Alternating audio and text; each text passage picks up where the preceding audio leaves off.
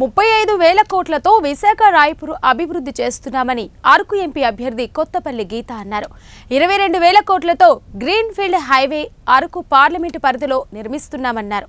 అలాగే 35,000 కోట్లతో రాయపూర్ హైవేను నిర్మాణంకు కృషి చేస్తామని స్పష్టం చేశారు.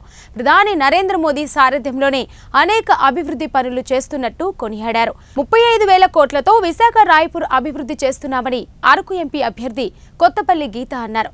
22,000 కోట్లతో green field highway Araku parliament పరిధిలో నిర్మిస్తున్నామని అన్నారు.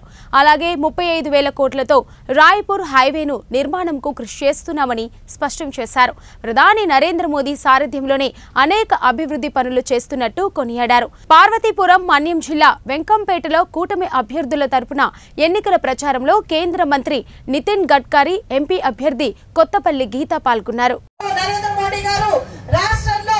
ఇక్కడ కూటమి అభ్యర్థిగా కూటమి లీడ్ చేస్తున్న చంద్రబాబు నాయుడు గారు ముఖ్యమంత్రి కావాలి కాబట్టి నేను సైతం వ్యతిరేక ఓటు చేయాలని ముందుకొచ్చిన పవన్ కళ్యాణ్ గారు ఇచ్చిన పిలుపు మేరకు మనందరం కూడా ఈ రోజు వ్యతిరేక ఓటు చేయనివ్వకుండా మనందరం కూడా కమలం గుర్తుకు ఓటేసి మన బిడ్డల భవిష్యత్తు కోసం ఈ చారిత్రాత్మక కూటమి ఏర్పడింది కాబట్టి మనం అందరం కూడా కమలం గుర్తుకు ఓటేసి అలాగే ఇక్కడ ఎమ్మెల్యే అభ్యర్థిగా ఉన్న విజయ్ చంద్ర గారిని సైకిల్ గుర్తుపై ఓటేసి గెలిపించాలని మనకు రావాల్సిన సంక్షేమం అభివృద్ధి జోడెద్దులుగా ముందుకు సాగాలని చెప్పి మీరందరూ మమ్మల్ని ఆశీర్వదించాలని కోరుకుంటూ ఈ రోజు ముఖ్య అతిథి ప్రసంగించబోతున్నారు కాబట్టి దయచేసి మీరందరూ కూర్చుని ఆయన ఏం చెప్తారో విని మీరందరూ కూడా ఇంటికెళ్ళి మీ పిల్లలకు కూడా తెలియజేయాలని చెప్పి మీ ఊర్లో ప్రతి ఒక్కరికి తెలియజేయాలని చెప్పి కోరుకుంటూ మీ అందరికీ మరోసారి హృదయపూర్వక ధన్యవాదాలు తెలియజేస్తున్నాను. నరేంద్ర మోదీ గారి నాయకత్వం, చంద్రబాబు నాయుడు గారి నాయకత్వం, పవన్ కళ్యాణ్ గారి నాయకత్వం, జై బీజేపీ, జై in the area of Vidarbha in Maharashtra. విదర్భలో నేను రైతుల కోసం పనిచేస్తాను. 3 షుగర్ మిల్స్ రన్ చేస్తున్నాను. I am coming from the area where we have 10,000 farmer suicides. 10,000 మంది రైతులు సూసైడ్ చేసుకునే ప్రాంతం నుంచి నేను వస్తున్నాను. I am really happy that today our government under the leadership of Prime Minister Narendra Modi ji has given special priority for water conservation, water storage, drinking water, and at the same time giving priority to complete the dams, big dam projects in whole country. Narendra Modi గారి ప్రభుత్వం నీటి పారుదల కోసం ఎన్నో రకాలైన పథకాలను అమలు చేసి దానికి చాలా ప్రాధాన్యత ఇస్తున్నారుగా మనం చూస్తున్నాం. I am really happy when I was also in charge for water resources minister. I have sanctioned the big important project in Andhra Pradesh named as Polavaram.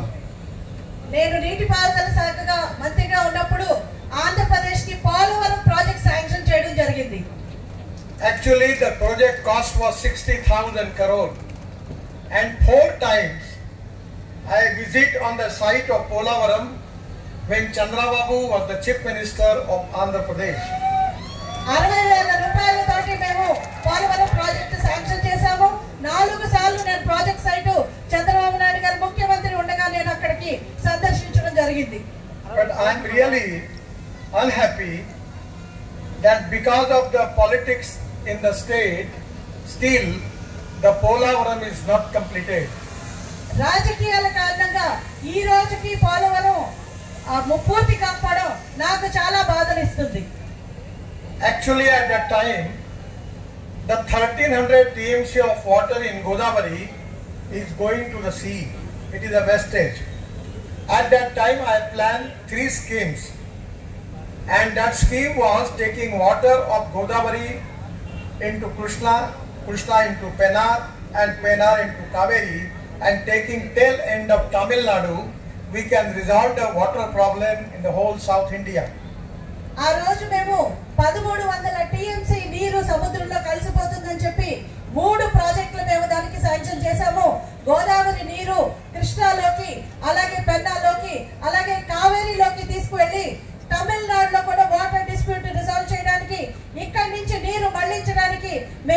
చేయడం జరిగింది. It is really a great mistake, planning mistake. At before 47, the government at that time under the leadership, Congress government under the leadership of Nehru ji, their priority was